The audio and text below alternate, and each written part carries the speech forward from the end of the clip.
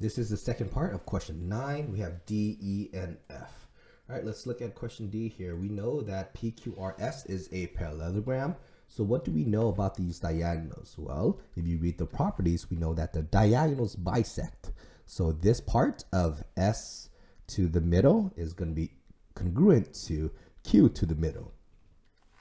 So we can say 2x is equal to 10 because the diagonals bisect, two equal pieces.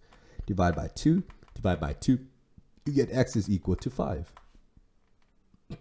Next, E. What is special about the rhombus? Well, we know all the rhombus, that all the sides here are congruent for a rhombus. So you could set up this equation, okay, that the line UW is congruent to line VYW.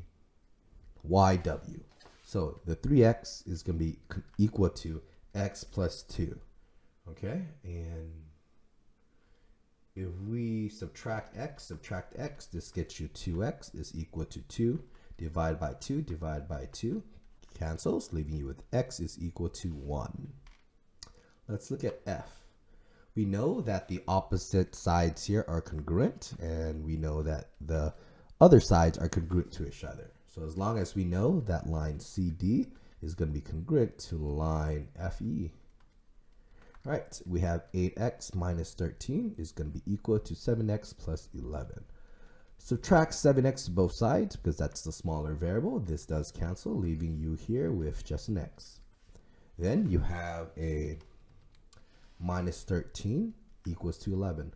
Plus 13 to both sides. This does cancel, leaving you with x is equal to 24.